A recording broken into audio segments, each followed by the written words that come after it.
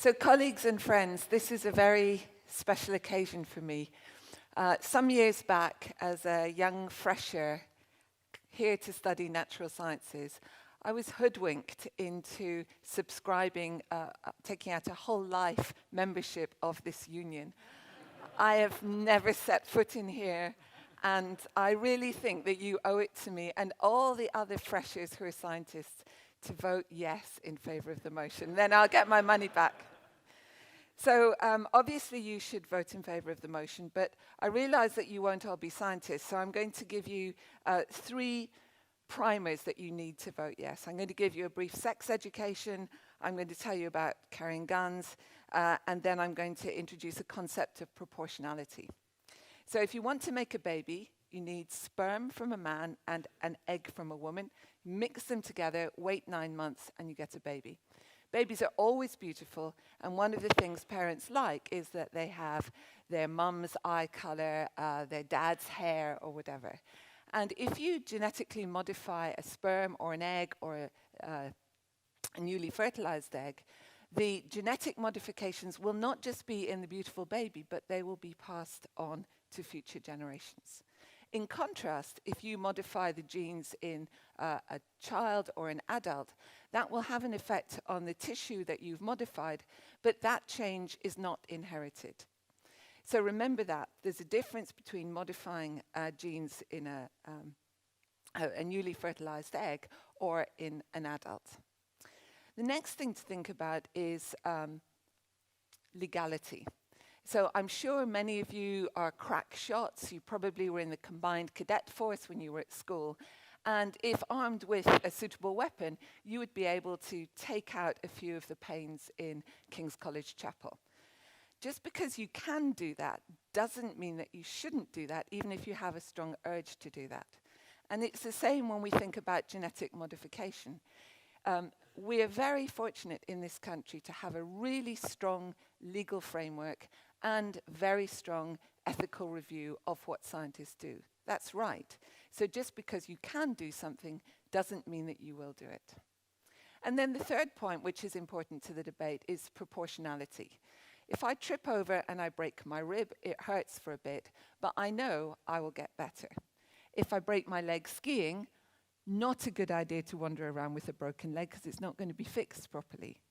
But if somebody is born with a genetic condition called brittle bone disease, they will have broken so many bones before they've even reached the crawling stage that their quality of life is greatly hampered. So in terms of proportionality, even if you could correct the genetic defect which causes brittle bone disease, it's a gene called a collagen gene, there's absolutely no point using it to hasten the healing of a broken rib or to replace a plaster. Where gene therapy would be beneficial is for children who suffer this disorder. Now we're debating the future for human beings is genetic modification, but you won't be surprised to know that this is already happening. Some of you will have heard of a condition called SCIDS, or boy in the bubble syndrome. And this is a devastating disease, which means that because of the lack of one gene, a child is condemned to a lifetime of infection and inability to go out. Researchers in the UK and elsewhere over the last 20 years have targeted that gene, gone through various iterations to make it that it is a treatment which is actually effective and available to those children. So this is fantastic news. It's the difference between a short, enclosed life and the chance to fulfill your potential. Another disease that you might have heard of is called spinal muscular atrophy. This is, again, a terrible disease because the nerves in your spine don't communicate properly with your muscles, and the lifespan for these individuals is really awful. You lose the power to move, the power to speak, and eventually the power to breathe. Now, this isn't a case of simply correcting one gene. In this case, scientists discovered that there are two genes, one called SMN1 and one called SMN2. People who have SMA don't make the product of the first gene, but using genetic techniques, you can inject a vector into the spinal fluid of patients, and this will lead to a amelioration of the disease. This sounds like science fiction, but actually this treatment was approved by the FDA in the US back in 2016. So where are we going next? If we have a treatment which is already available, if we can see that in the US other treatments are approved, I believe the next phase is doing gene correction using a technique called CRISPR-Cas9. And the reason that I think this is very exciting is because researchers working in Texas have shown that they can use this technique to correct a dog model of Duchenne muscular dystrophy. Again, a devastating disease, no effective treatment, but they have shown in dogs that it's possible to halt the disease. And what's really interesting about that example is that you could think of the human body as being like a Bentley or a Lexus. You can get from Cambridge Station to the Union in a luxury car, but actually a Nissan Micra works pretty well. And the studies that are coming out in animals suggest that even fixing only 10 or 15% of the muscle could have a huge benefit. So what I want you to do today is to embrace the future of genetic medicines.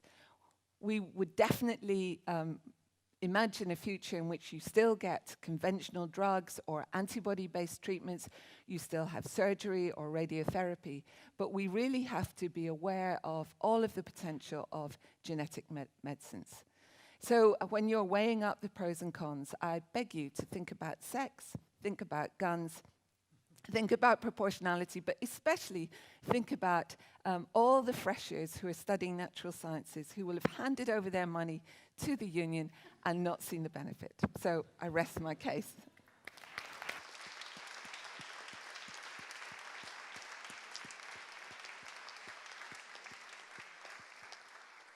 Thank you, Fiona, for that speech. And we now turn to the opposition. And our first speaker is Anjana Ahuja, who is a science commentator at the Financial Times and a regular contributor to the BBC and Prospect. The floor is yours. Thank you, and thank you for welcoming me to the Cambridge Union. I've never been here before. I was an imperial girl, I'm sorry. But in some ways, I want to take issue straight away with what Fiona said, because I want you to listen very carefully to what the proposition is. The proposition is not that GM medicines should be part of the future of healthcare. It's genetic modification of humans is the future of healthcare. And that's why I oppose it. So by the end of my time at the podium, I hope I've convinced you that it will not be the future of healthcare. So like every debater who has the privilege of standing here, I care about facts, I care about evidence, but I also care about balance and context and perspective. And because I'm a writer, I really, really care about my words. I care about words, I care about their meaning. So I want to frame my argument by examining the wording of the proposition, and I want to start at the end with what we mean by healthcare. What can we reasonably expect to mean by healthcare? Well, as we're here, let's use the Cambridge English Dictionary definition. Healthcare is the set of services provided by a country or an organisation for the treatment of the physically and the mentally ill. So let's look at the top causes of premature death in the UK. These are the conditions that you might reasonably expect healthcare to tackle. They are, the top 5 are cancer, heart disease, stroke, lung disease, and liver disease. They kill, between them, around 150,000 people aged under the age of 75 per year. And so these are people who, if you like, have died before their time. So let's take each of them in turn. Sorry.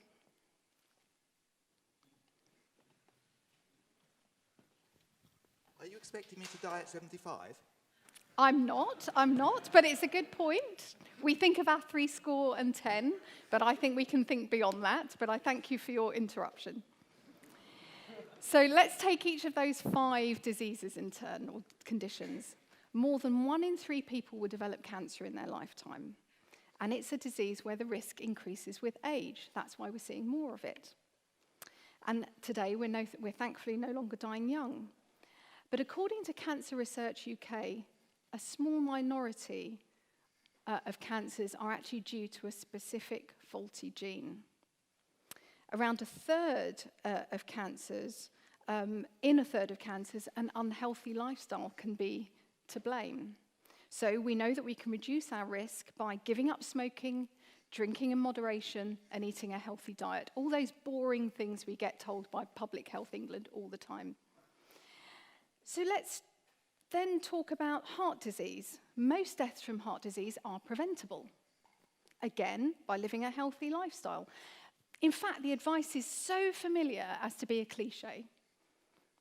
Eat well, don't smoke, don't overdo the booze, lose weight, exercise, watch your cholesterol. Again, when it comes to stroke, watch your blood pressure, cut down on salt, maybe take a statin. Lung disease. The top killer among lung diseases is chronic obstructive pulmonary disorder, and that is mostly preventable through not smoking. There is a rare genetic disorder that does cause it, but it affects at most 1 in 1,500 people. Liver disease. This is going to sound familiar. The 3 main causes: heavy drinking, obesity, and maybe not so familiar, viral hepatitis. So we have the power to influence our own health, and the NHS is encouraging us to do just that, because as we know, prevention is better than cure. It's cheaper than cure, if nothing else. So now let's look for comparison at what, for example, genome editing trials are targeting. These tend to be single gene disorders, and they're attempting to cure some terrible diseases: sickle cell anemia, beta thalassemia, and genetic disorders that cause blindness. There are in China, as we know, trials for advanced cancers, but the data is a bit sketchy. And all of those diseases are dreadful for the sufferers, but they bear no relation really to the major burdens of disease on our healthcare system. All those 3, sickle cell, beta thalassemia, and LCA, the inherited genetic blindness, are examples of monogenic diseases. And these are caused by single genetic faults. And the World Health Organization estimates that around 1 in 100 people has a monogenic disease. Many are familiar, such as cystic fibrosis, which is a terrible disease. Not all are life-limiting. So that's my first point, that the overlap between where genetic modification of humans is going and the burden of disease in a developed country like ours, the overlap is very slim. So let's have a look at how gene editing is used. So all the current medical trials are on adult patients, where the gene editing is carried out on the patient's own DNA outside the body and then put back in. That makes it a tailored treatment. And do you know what the cost is? Probably on the order of $500,000 per patient. We know that the NHS is reluctant to stump up for cancer drugs that cost less. So only the most hardened optimist could claim that gene editing will become part of the healthcare system in the foreseeable future, although I do think it will show promise in drug discovery and drug-resistant treatments.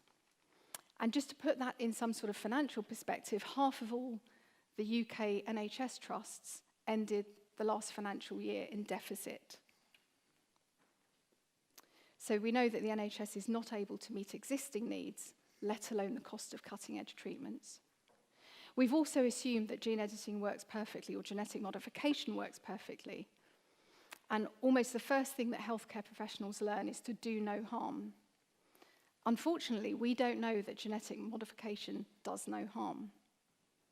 We do know from a paper published recently that CRISPR technology does have the potential for off-target effects.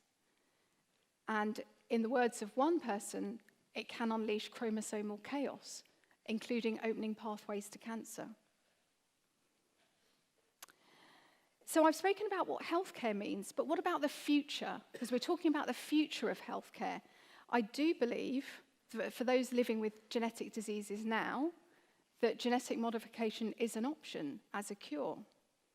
But what if we interpret the future as a generation from now? What about 30, 40, 50 years? Even today, A couple who is at risk of having a child with genetic disease can choose to have assisted reproduction and have their embryos screened in order to have a disease-free child.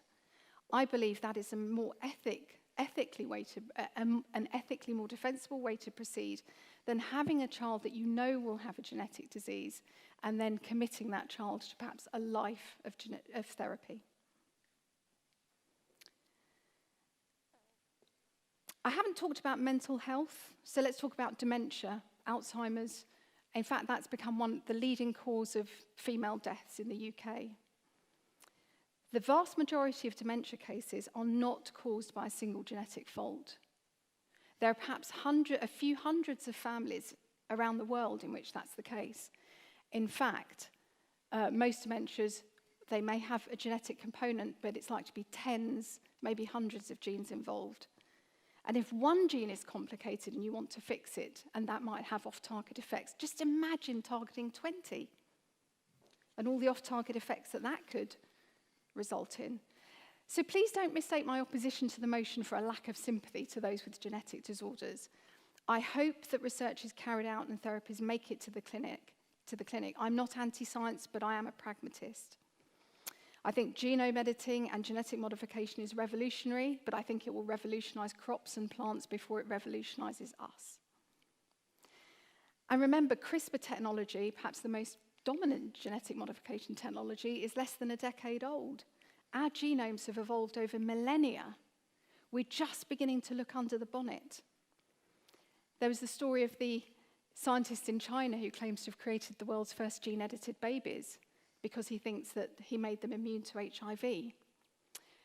We don't know if that is going to pan out as he says, but there's a possibility he's also, by tinkering with HIV genes, made those twin girls more susceptible to West Nile virus and influenza. We should be horrified at the thought of such human experimentation. And I haven't even begun to talk about the ethical, religious, philosophical reasons why we might want to be cautious about editing the human genome. So there are compelling reasons to oppose the motion. Genome editing, by and large, does not address the most pressing health needs. It's complex, uncharted territory, and the patients receiving it will need to be monitored over their lifetimes. It's costly at a time when healthcare needs to be cheaper. So I want you to listen carefully to the wording of the motion again. This House believes that genetic modifications of humans is the future of healthcare. And that's why I beg to oppose the motion. Thank you.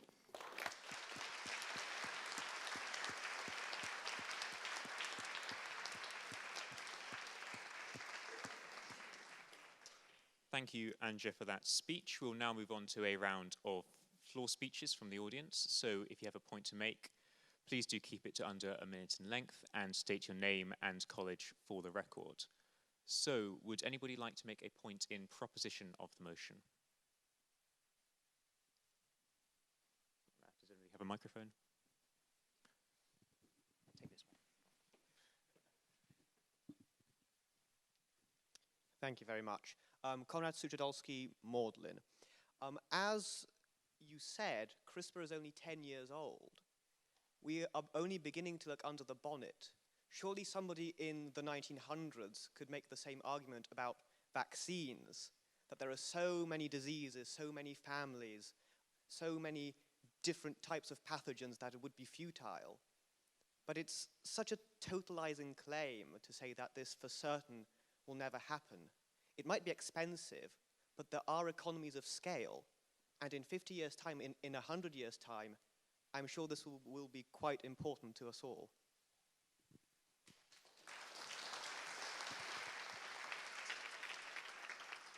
Thank you for that. Would anybody like to make a point in opposition to the motion? It's a good way of winning some shirts. Okay, down there. There's a... Richard Parkins, Trinity College. Mr. Chairman, ladies and gentlemen, first of all, I would like to assure Professor Watts that if she paid for a life membership of the union, she is still a member and she can attend as many debates as she pleases to do so. I'm living proof of that, as you can see. However, as regards the motion, I think we're possibly be going down a very dangerous road here. For a start, before you can do genetic modification, you have to sequence the genome. That isn't cheap. As has been pointed out, CRISPR-Cas9, although it's effective, is very expensive. The NHS is not going to go around modifying people's genomes for free. This treatment will be available to the wealthy who can pay for it, and not for the poor who can't. And if we're not very careful, what we're going to end up with is a society, rather like the future society proposed by H.G. Wells in his Time Machine, where those who are rich can modify their genes and build themselves into a master race, and those who are poor will have to stay poor and stay underneath. And that, ladies and gentlemen, is not a future that I want, and not a future that this House should want.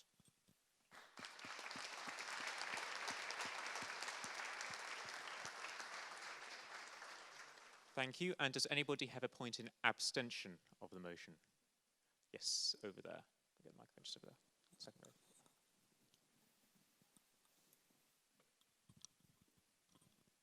Campbell Matthews, St John's College. So I'd like to make a point in abstention that I think the problem with these sort of questions of the future is we just don't know what the future will bring. They might seem obvious, but so far both the proposition and opposition have really only talked about editing genes that cause defects like brittle bone disease. But what about in future if genetic engineering is used to improve humans? Rather than just curing people of brittle bone disease, making them have super strong bones. And I just don't think we know the answer to that. We don't know what the limits of genetic engineering are. Maybe a perfect immune system could be developed. I don't know, I'm not a biologist. But the problem is because we don't know those limits, even with the definition given by the opposition of genetic engineering being the future, as in the unique thing that solves all of healthcare, we just can't answer that because it could be the case if we can engineer any genetic sort of cure to any form of disease, but we don't know the answer yet. We're only on the cusp of a massive change in the healthcare system. And to argue either way, I think, is pointless because we don't know what the potential is to start with. Thank you.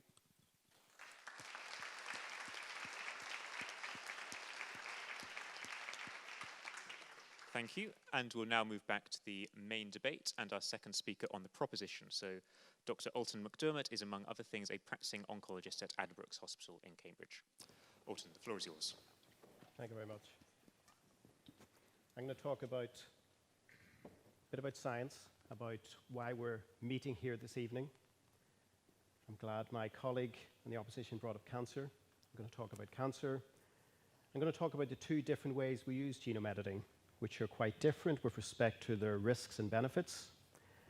And I'll agree with my colleague, Professor Watts, that we think about genetic modification as something which would augment drug treatments, antibodies, all the other therapies, not instead augmentation. CRISPR-Cas9, which Professor Watts mentioned, is only 10 years old. It's arguably the most impactful discovery in the last decade of biology. And despite it being so young, it's made its way into every laboratory across the planet. And the reason why, it's an extremely effective way of targeting DNA and modifying it. And what it's enabled is genetic modification at a scale that we could not have imagined 20 years ago. And with any monumentous technological advance, that comes with great promise and also the potential for harm. And for those of us who think about these things, we weigh up the pros and cons. An example of harm is the twin baby girls born last year in China, the first genetically edited children. And that very fact points to the need to regulate what we do. But it might surprise some of you to know that we've been genetically modifying humans for at least a decade. And the reason I can say that is that there are two scenarios in which we would modify a human being. This is a take-home lesson. There's what we call somatic gene editing, and there's what we call germline. And these are two very important distinctions to take home tonight. In somatic gene editing, we would take cells from an adult or a child. Those cells would be modified genetically, sometimes to correct a defective gene, or sometimes to make that cell work better. Those cells are then returned to that individual, and the important thing is that those genetic changes will never be carried on to that individual's children, and will never carry forward into the population. And that somatic editing is happening already today. So we talk about the future, forget about the future, this is happening today.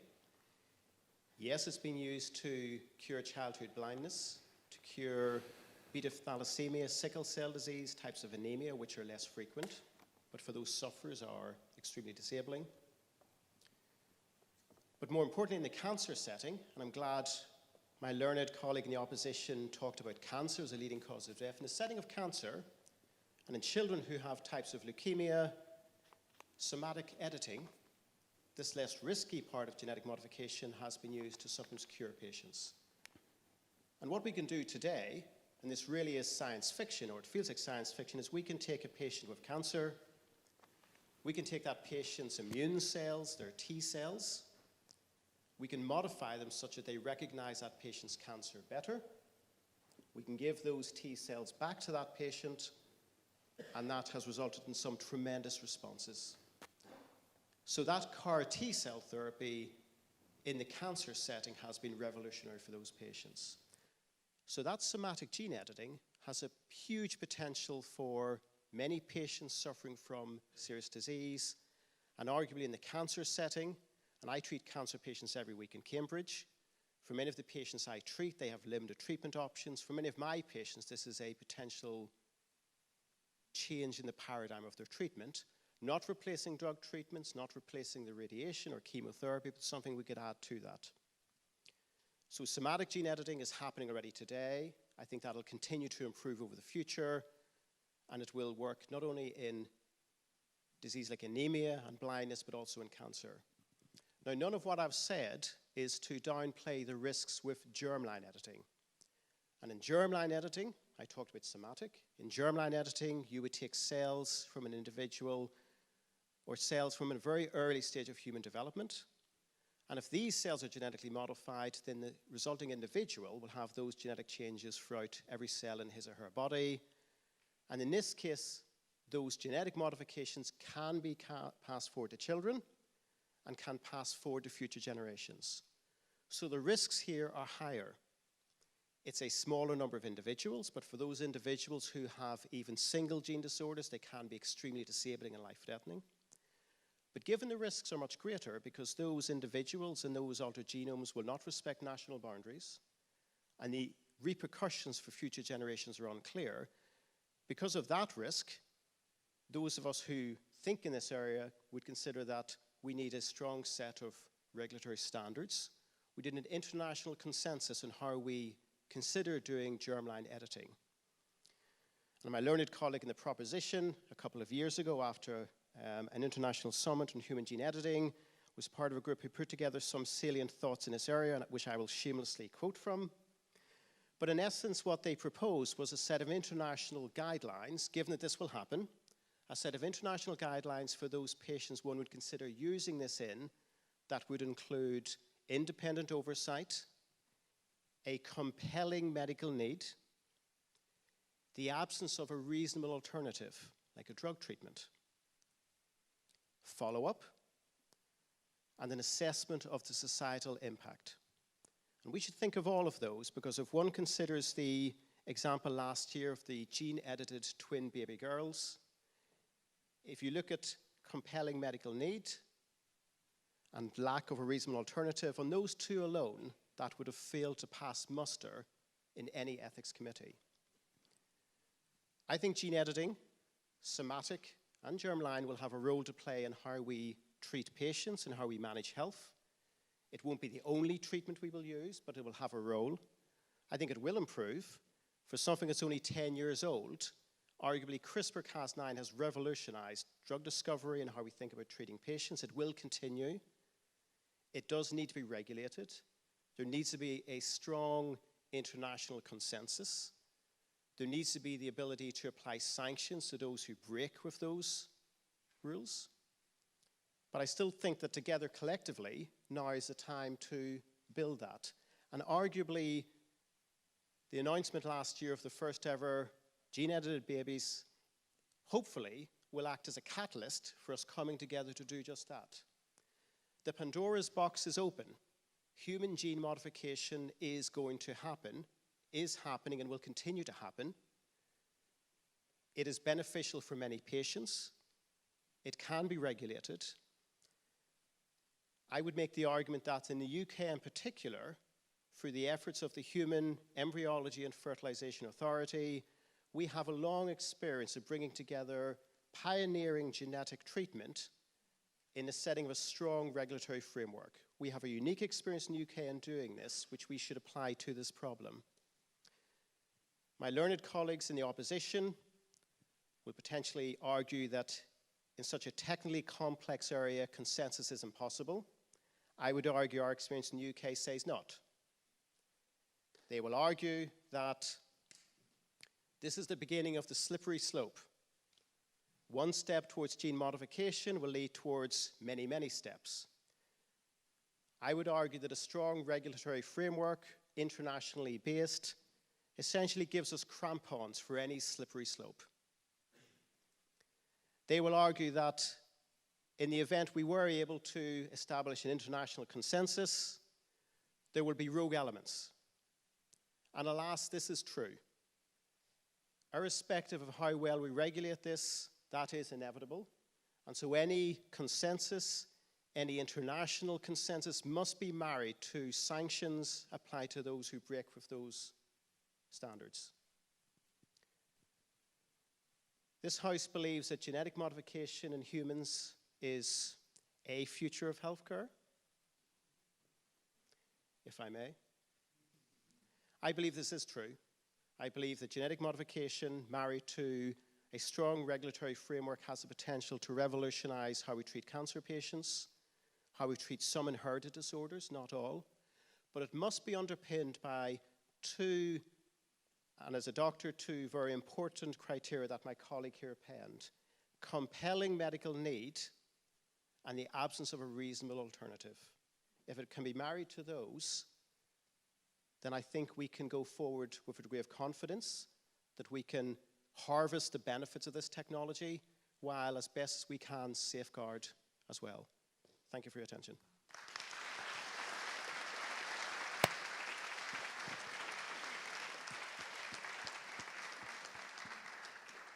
Thank you, Ultan, for that speech. And we'll now move again to the opposition and Angela Zia, who is a second-year economist at Selwyn College, Cambridge. Angela, the floor is yours.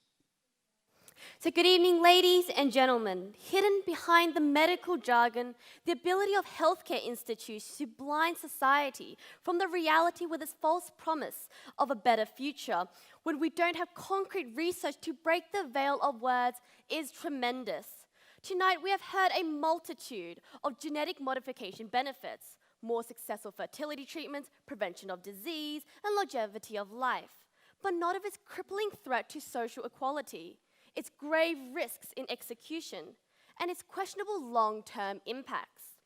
In our current world of revolutionizing technology, internet that connects us globally, and AI that improves human productivity, it can only be expected that our healthcare will also rise to new heights. And at the core of this change is genetic modification. Tonight, we define genetic modification as the manipulation of genetic material for the purpose of producing a desirable characteristic. As aforementioned, in 2015, a few researchers in China became the first to edit the DNA of human embryos to modify the gene responsible for the fatal blood disorder thalassemia. And in 2018, they again modified embryos of twin girls to be immune to HIV. But rather than congratulations, they were met with greater and greater global criticism. Tonight, I will address three main issues of the debate: the ethical and subsequent social ramifications, the technical challenges of the procedure, and its impact on humanity in the long run. Firstly, one of the biggest concerns of genetic modification is whether or not it is ethical to modify human embryos in the first place. As genetic modification has become closer to realization, There are those who act at the troubling trend towards human mastery, with terms such as designer babies emerging in the media. Harvard Professor Sandel, a vocal advocate against genetic engineering, deems the practice as, and I quote, a Promethean aspiration to remake nature. On the other hand, it has been argued that humans have always been pushing the boundary of medicine to increase the longevity of life, and that the act of interfering with an embryo is not even a foreign concept. And true, we already have IVF treatments where embryos are fertilized and planted back into a woman's womb, and we have abortions where the embryo itself is terminated in its entirety. So why stop now? Disregarding the fact that the ethics of these procedures alone are still widely debated, the effects are quite different, for even if one were to concur with IVF and abortion, it doesn't necessarily translate to supporting genetic modification. For IVF and abortion relate to the quantity of humans and not their quality of lives. IVF assists in the procreation of more humans, while abortion results in the reduction. But genetic modification goes beyond a numerical effect and impacts the quality of the human experience socially. In our present society, one of our key goals has been equality. We protest for gender, race, sexuality equality, and we strive to reduce the wealth gap that exists between the top 1% and those living in extreme poverty. But even amidst all these social inequities, every single individual has been entitled to the same right to life and the same right to at least try improve their social standing. Although difficult, it is possible for social mobility in our current society through the accumulation of wealth. But if genetic modification were allowed, our society will be generating individuals who are genetically superior, whether it's immune to like fatal illness or more advanced modifications such as intellectual or physical prowess. From the day they are born, these babies are set apart and ahead from their non-genetically improved peers. No longer will humans start life at an equal footing. Now there exists a more definitive genetic inequality. For those of you familiar with the futuristic dystopian film Gattaca, genetic differentiation at birth does not allow individuals a fair chance in society. And yes, there will be those who argue that laws will be implemented to prevent such genetic discrimination. But just like how the glass ceiling is crystal clear despite all the gender discrimination laws, no policy can guarantee 100% fairness. In 2016, UK approved the pre-implantation genetic diagnosis, which allows for DNA altering techniques in embryos. In light of this legislation, the then scientific advisor to the UK fertility regulator commented to the BBC, and I quote, "China's guidelines are unclear. This is the first time it has gone through a properly regulatory system and been approved."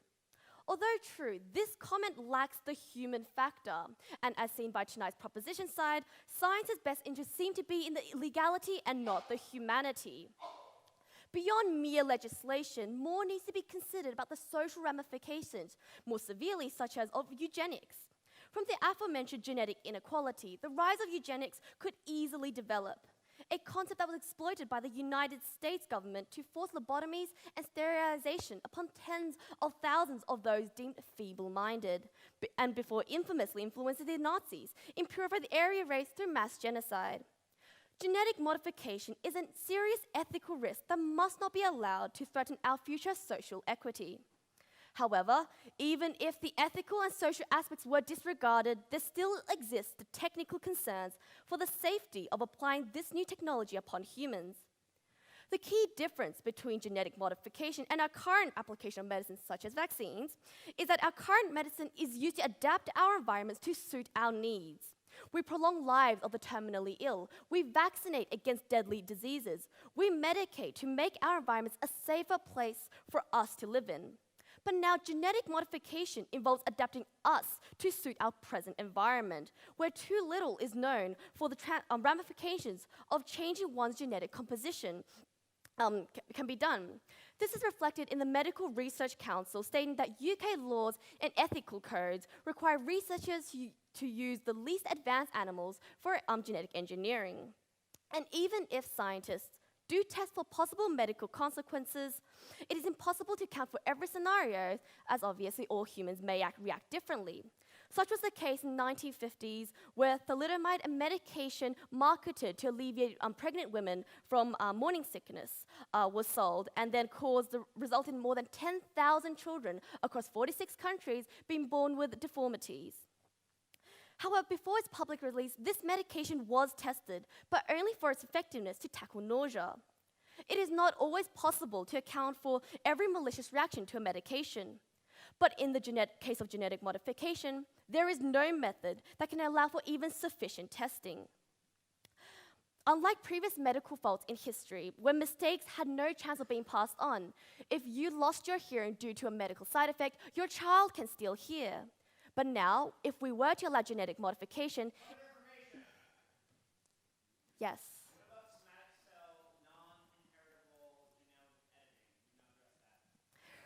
Right next to it. So even if we had talked about like somatic gene editing, as the good doctor has said, as he said, it removes the hereditary aspect of the gene. However, if we remove it off one generation, and this modified person then reproduce another generation, perhaps it's still fine. Another generation, then at that point we do not know. Simply because if the person keeps reproducing, there is no saying what intergenerational genetic modification can cause. The risk of genetic modification upon humankind is simply too high. We must not let the curiosity of our generations today for genetic modification cause irreversible consequences for our future generations. This brings me to the final question of how genetic modification will affect humanity in the long run. Will humankind still be known as Homo sapiens as a species? Over the years, humans have naturally evolved, but at a very slow pace. With the interference of genetic modification, there is no saying what magnitude of change will shift our biological identity. Nor will it be an easy matter to determine how many strands of DNA each generation can safely modify without causing detrimental damage to future generations. Even the notion of reducing DNA diversity in a species itself is considered a biological risk, as the DNA genes that we modify to fight today's diseases may be the cause that we cannot protect ourselves against future diseases. When there is so little known about the future of genetic modification, we cannot risk the modification of humans to adapt to our present societies, but continue as we have to mold our societies to suit our needs. Allow me to ask, who are we to play God? For the longest time, humanity's key tool to protect itself and its longevity has been medicine, science. But as useful as this tool has been in healing us from illness, it is a double-edged sword that can be a deadly weapon when misused. Ultimately, if genetic modifications were to be incorporated into the human experience, grave ethical, social, and technical challenges will arise. We can expect a social diversion of genetic inequality, a rise of eugenic influences, where biometrics may even be employed to determine an individual's fit for their role in society, in the extreme case. And all this occurring at a high risk of intergenerational genetic complication. Tonight we have broken the veil of words. If we truly see the future of healthcare as a long-term benefit of humankind, as a society, and even in this house, we must strive to unify and restrict the application of further genetic modification upon humans at all costs. And for these reasons tonight, we are proud to oppose.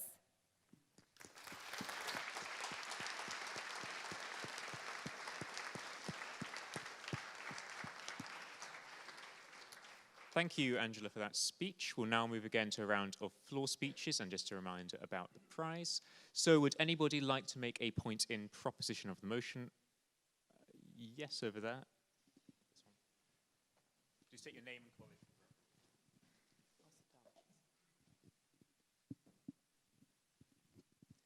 college. Good evening, Tina Sticks, Magdalen College. I thank the opposition for helping me to make these following points in the proposition of the motion. First of all, it was said that we have only begun to look under the bonnet of these technologies. Yes, you are correct. Just like we wouldn't have known about the CAR T-cell therapy that the good doctor spoke about. This has merely formed the basis of what we can do in the future. We can't see what the repercussions of these actions will be, I agree. But who is to say we should just put a blanket ban on it? Another point that was made was about cost. Yes, genome sequencing is expensive, about $3 billion when we did it. 20 odd years ago, and now about $1,000 to sequence a genome, we can do it in 10 minutes. Technology evolves. The technology of genomics and genome editing seems to be surpassing that of Moore's Law. Moore's Law, those of you who will know, basically a doubling of information capabilities every 18 months, so much cheaper, and that is definitely the point in genomics. Final point is regarding ethics. Yes, I can understand how some people will see this as playing God. I'm sure Chris Barnard, when he did the first heart transplant, was accused of exactly the same thing. While transplant surgeons might like to be thought of as gods, it's a very different story for the patients on the other end who see it as a way out of a horrific, horrific disease. Mr. President, I would like a few new shirts, but I would also like this House to vote in proposition of the motion. Thank you.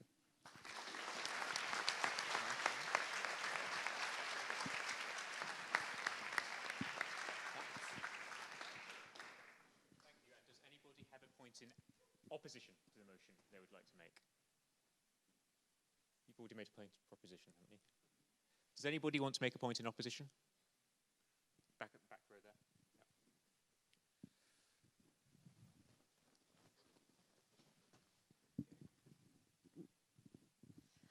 Hello, Emiliana Petroni from Darwin. So first of all, I think we have a problem with numbers and with financials. First of all, the human population boom is not coming from countries that can, on a wide scale, afford genetic modification of humans. The financials don't add up.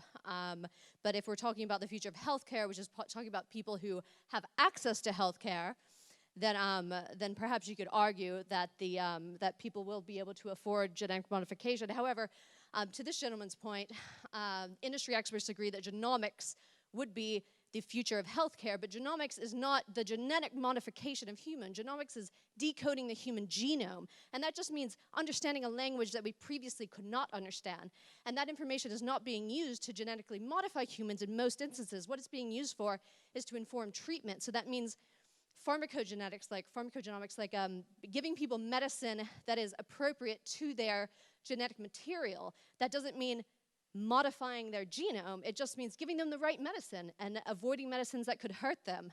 And so when we're talking about the House's motion, I think we need to pay attention to the language, because the future of healthcare assumes that this could be afforded by the future of humanity and the future of people with healthcare. And the genetic modification of humans is very different from genomics and the technology that we're able to access right now.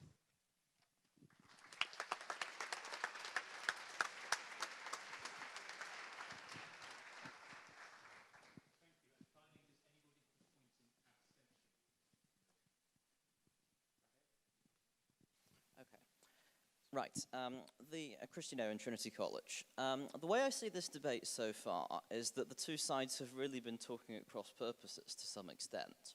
I think the proposition has convinced me that there is a place for genome therapy in some conditions to prevent terrible genetic diseases that cause terrible suffering to certain numbers of people.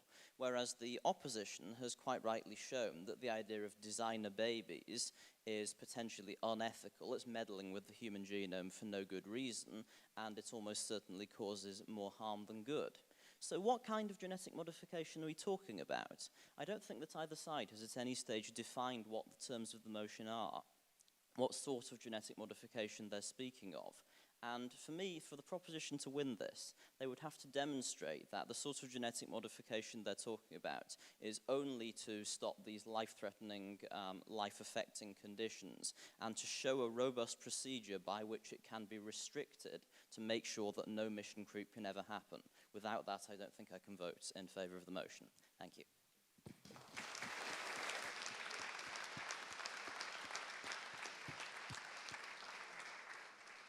Thank you, and we'll now move back to the main debate, and our third speaker on the proposition is Dr. Robin Lovell-Badge, who is the head of the Laboratory of Stem Cell Biology and Developmental Genetics at the Francis Crick Institute. The floor is yours. Well, thank you very much.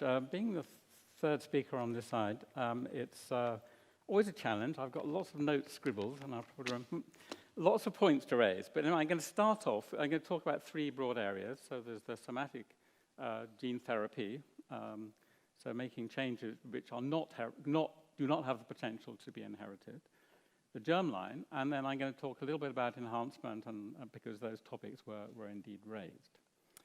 So first of all, I have several things to challenge Anjana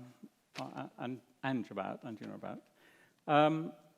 So she's from Financial Times.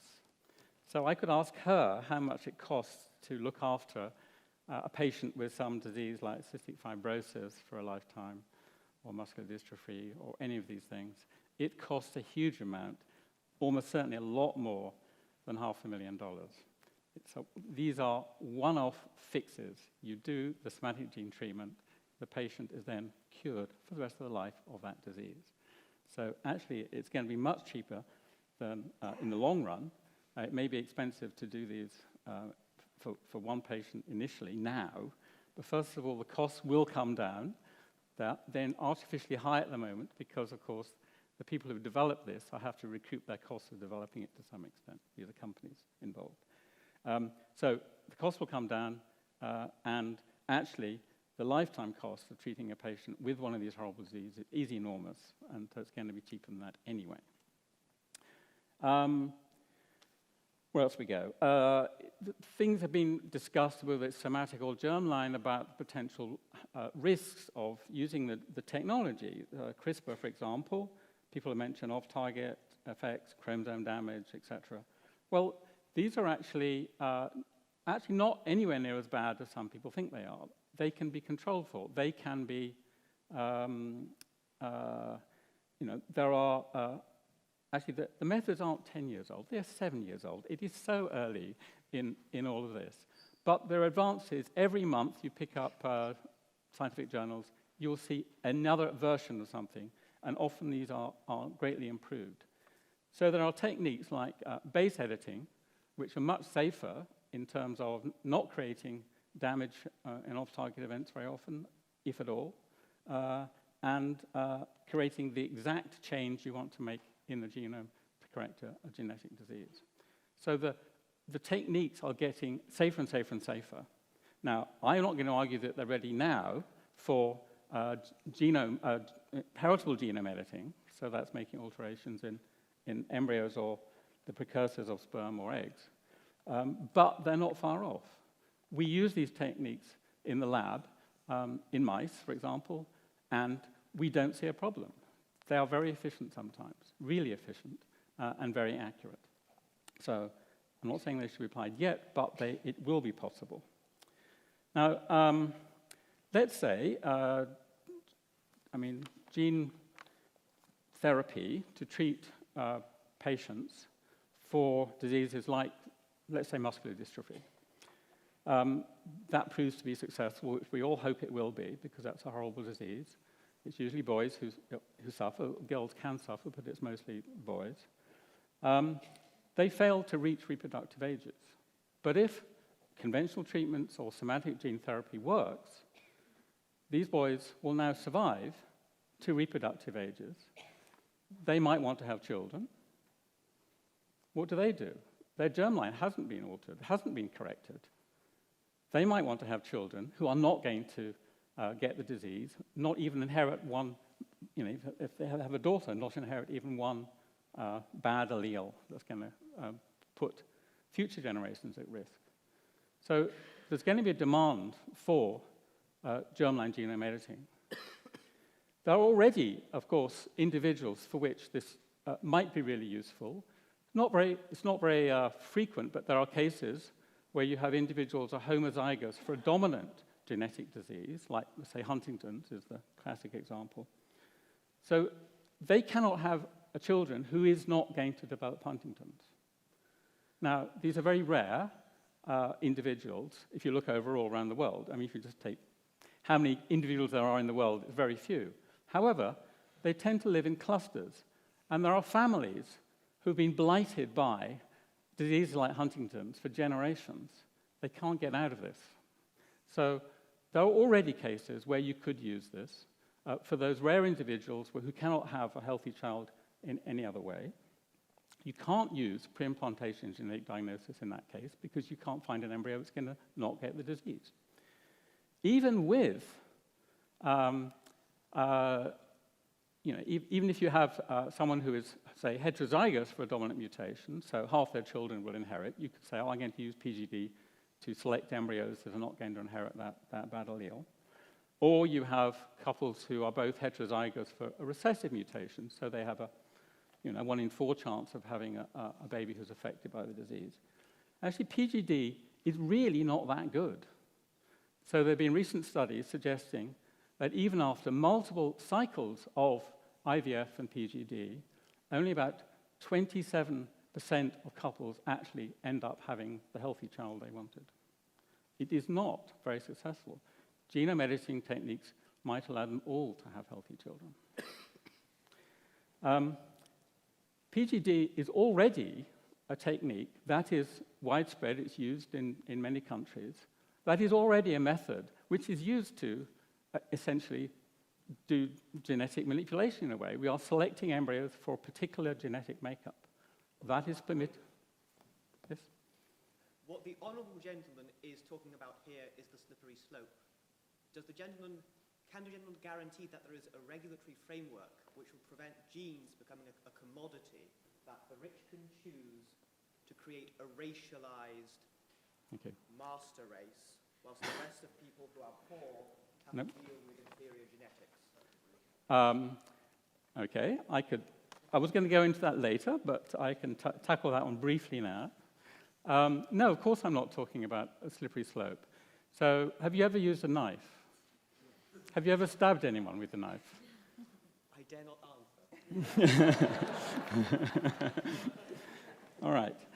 If you have appropriate regulation and oversight, we don't actually, well, you need to worry about it, but you shouldn't have to worry about it that much, because if you have things in place to prevent abuses, that's fine. Now, I'm not arguing that I'm the person who should choose what is used. It's not a decision for a scientist or a clinician alone. It has to be a decision taken by a broader aspect of society who say whether or not we should go ahead with these techniques. You can use somatic genome editing for enhancement. If you want to grow bigger muscles, glow green in the dark or something, you could do that. But that's sort of silly, right? There are already people trying to do these things, right? Now, I think they're foolish, and hopefully they can be stopped, because it's just a stupid thing to do. In terms of manipulating embryos to enhance, now, generally, I would say that's, again, at the moment, it's not something we should be thinking about, and I would hope that no jurisdiction would permit it at the moment. But don't rule out enhancement. Where are we? Cambridge University. Isn't a role of this university to enhance you in some way? So we all accept aspects of enhancement. Now, people don't like the idea of personal enhancements. So, the student taking Ritalin or something so they can study for their exams better and get an advantage over other students, get better grades. People don't like that. But what if you have a school bus driver or a pilot, and you want to stop them falling asleep? Would you mind them taking the same drug? Right? So social enhancement could be allowable in some cases. What if we need to do with horrible things humanity has done to itself in terms of climate change or other diseases and things? We could, in theory, perhaps might have to use some form of genetic modification to allow humanity to survive. So just think about that. Now, I've lost my train of thought completely now. So don't just, you've got to think in each case what you might want to do, which is, again, why you need good regulation and oversight. Anjana mentioned a whole series of diseases which were very common: cancer, heart disease, stroke, lung disease, liver disease. Actually, you could use genetic manipulation, genetic editing, to deal with a lot of these. You could reduce the risk of getting these. You could Obviously, for somatic therapies, you could probably use genome editing to correct at least some of them. Sure.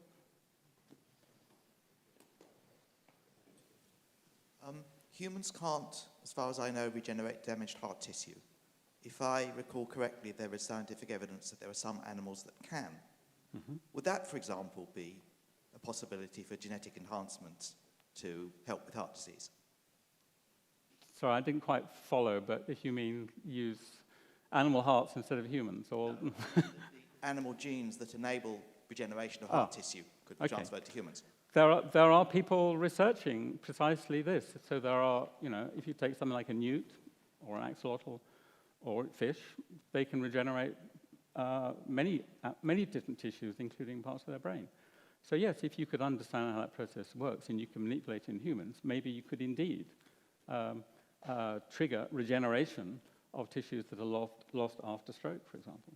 So absolutely, this is a potential route to therapy.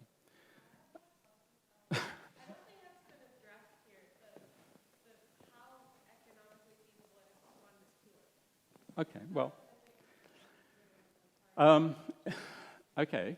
So we've heard already that the basic cost of currently doing somatic gene therapy it's been marketed in Europe or in the US, is about $500,000 per patient. That's the current cost. I suspect, like all new medical treatments, those costs will come down. Now, if you're talking about germline modifications,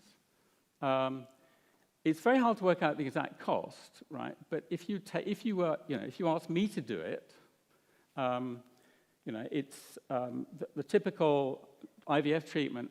Let's say this basic IVF treatment is about £10,000. If you add PGD as a test, then it adds another 5,000 or so. So you could do it actually for about the same cost in theory. There would be extra costs to check what you've got.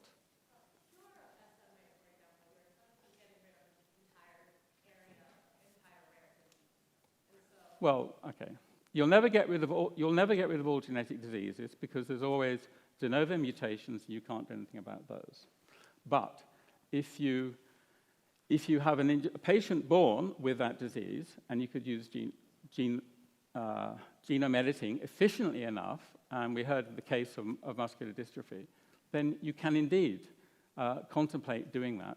It's not going to be cheap initially, but as we work out how to do it efficiently, it will get less expensive. Sorry? There are lots of companies in this game who are doing, that you could look. There are lots of companies.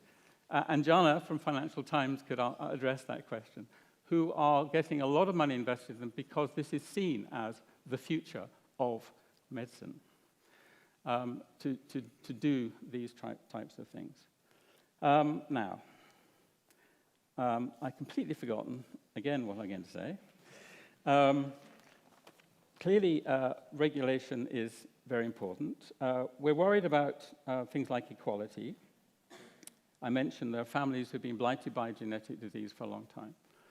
For them, it helps them be equal to the rest of us. Slippery slope, you mentioned.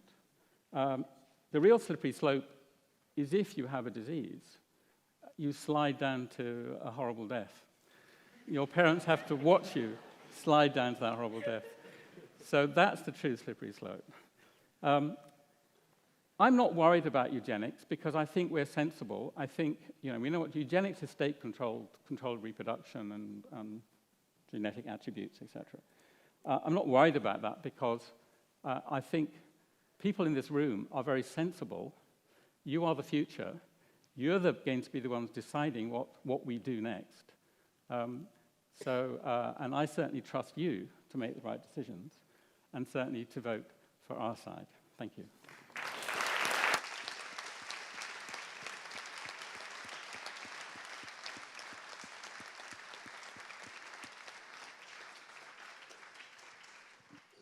Thank you, Robin, for that speech. And now to close the debate as a whole and to finish the case for the opposition, we have Fred Nielsen, who is an MPhil student reading early modern history at Peterhouse and won this slot through an open audition.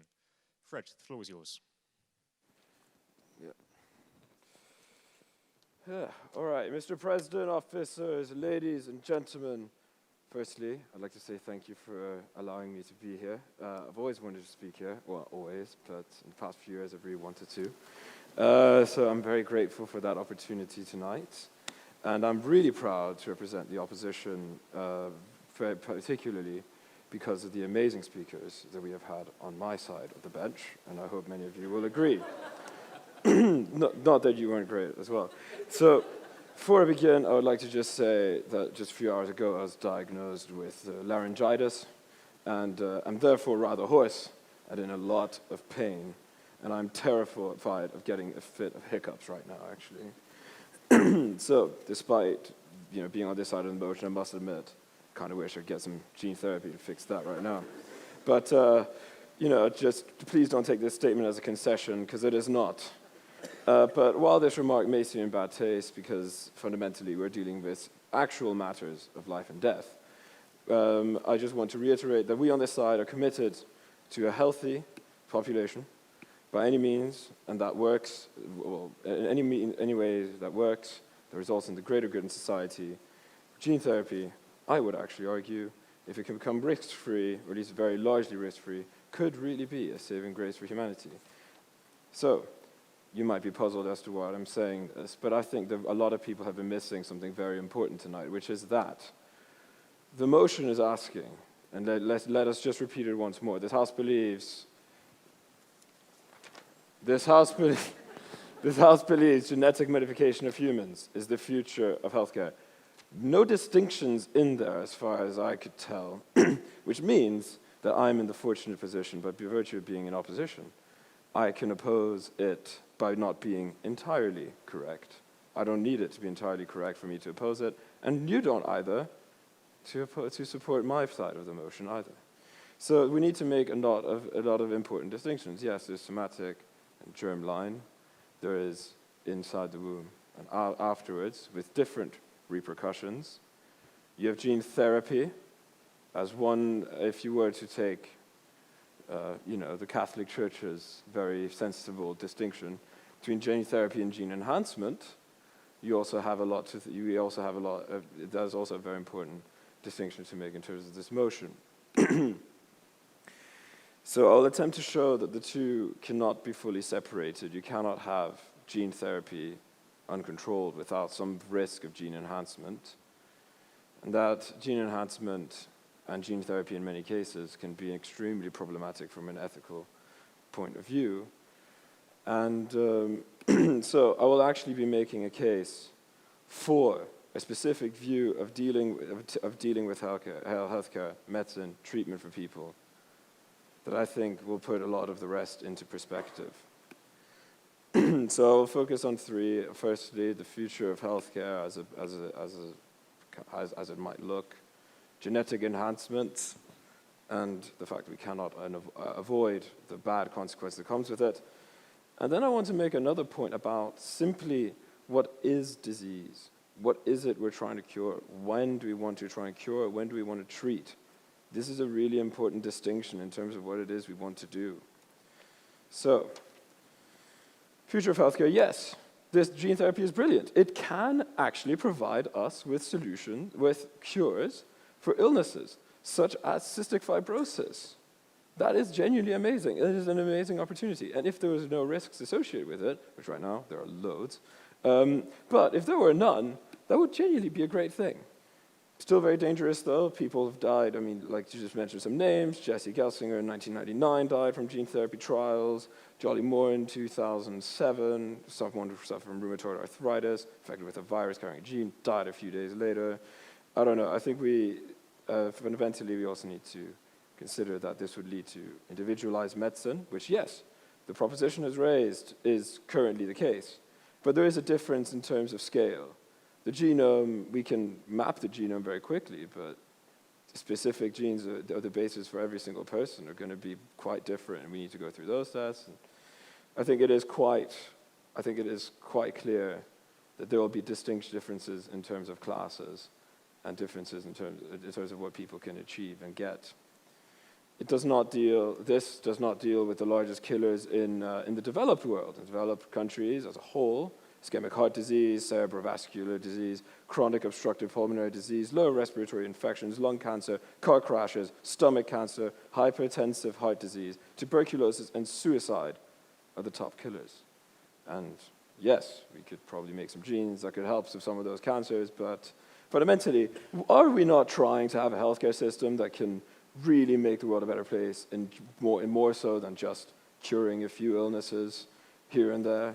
Okay, no, obviously cure illnesses, but I think it is a bit more than that. We want to, a lot of these illnesses are caused by things like smoking, eating badly, and yes, we can give people genes to not get obese. You know, there are genetic components to these things. But is that really what we want to do? Aren't we trying as a society to urge people to fight for really the best? Don't we really want good health in all matters instead of just getting off a checklist like, yeah, we got rid of cancer, like in this person, but still really unhealthy and going to die young from some other thing? I don't really think that this is the solution that we should be striving towards. The future of healthcare should be inclusive and should be global and have a broader view of the problems. So, genetic enhancement, the big issue. The problem is they're very difficult issues one has to recognize with regards to that arise from a situation in which gene therapy is a possibility. Let us say that we get to a point where we can cure diseases with any genetic component, either before or after birth, somatic or germline. To do so, we would need excessive knowledge about human genome. We need to know numerous ways of bettering the human body without fearing for consequences or specific mutations in the next generations. Let's just say we can do all that. What stops us from seeking human enhancement? Yes, we've been told, well, you know, as long as, let me just find the quotation somewhere. I don't think I will be able to, actually, because I can't read my own handwriting. But I mean, fundamentally, regulatory framework and regulations, compelling medical need, and absence of an alternative we are presented with as a solution. I'm not sure that this could actually be implemented. The first case of somatic gene therapy that we've encountered was done with complete disregard to these things. So what guarantee do we have that this is not going to happen in the future? People fundamentally would really like to jump on the bandwagon of something that can make them even better even stronger, more perfect individuals. For proof that they will do so, we just need to look at a few years ago when scientists discovered a cure to DMD, where through genetic modification in mice, they were able to make them create the protein dystrophin, which creates more muscle mass. DMD is, you know, muscle mass essentially deteriorating and you end up passing away. Well, so while this was a cure for something, immediately, guess who became very interested? Bodybuilders, athletes, immediately. I mean, it just seems like exactly giving people what they want. And no, Conrad. Don't worry, we know each other.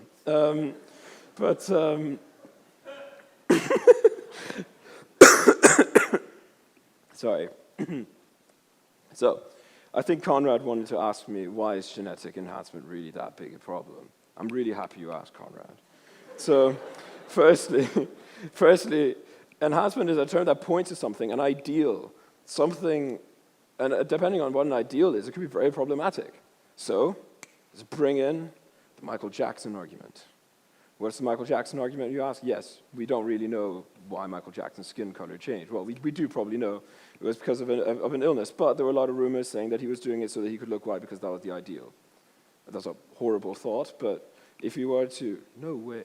If you were to use a more concrete and grotesque example, we can just think of the one-child policy in China, where millions of little girls were murdered after their birth because they were not useful to society. This is not something we want to encourage more of, whether before or after birth.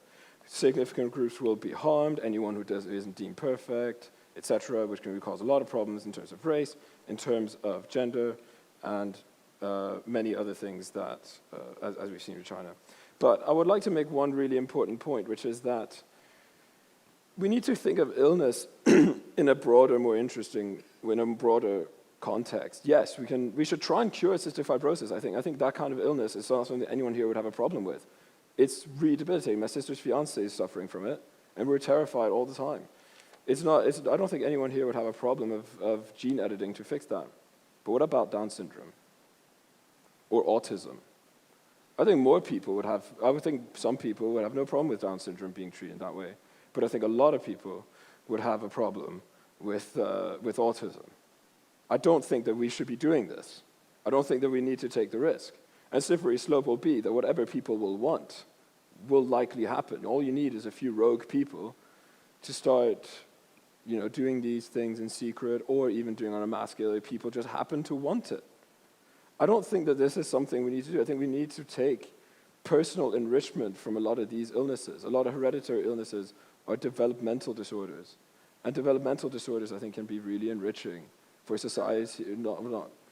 I think it's difficult for so many people who suffer from it.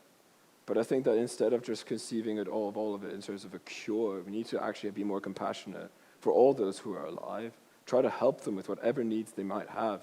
Because if we just get rid of the problems whenever we see them, which does happen. It does happen. In Iceland, for example, there is not a single person with Down syndrome that exists. I mean, it's called, that is eugenics, if I haven't seen anything. Yes, it's by the individual choice of women to have abortions, yes.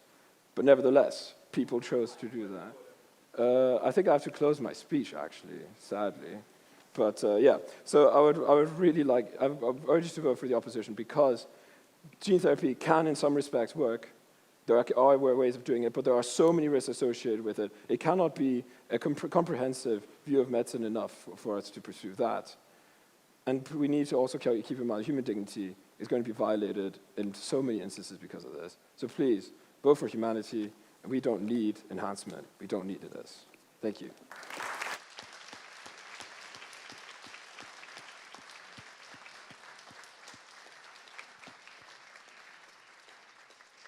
Thank you, Fred, for that speech, and thank you to all of the speakers this evening. Thank you also to all the stewards, events management team, and the audio-visual team who soldiered on despite some technical difficulties earlier. And thank you also once again to our sponsors, AstraZeneca, for all their support for the union. The motion for the House this evening is this House believes the genetic modification of humans is the future of healthcare. As ever here, we will vote with our feet, so the door on the right there is marked ayes, on the left noes, and if you wish to abstain, please leave through the middle doors. If you made any points from the floor this evening, please do join us in the drinks reception upstairs and hang around also to find out if you've won that prize. If not, we'll see you all at the union soon. Thanks a lot.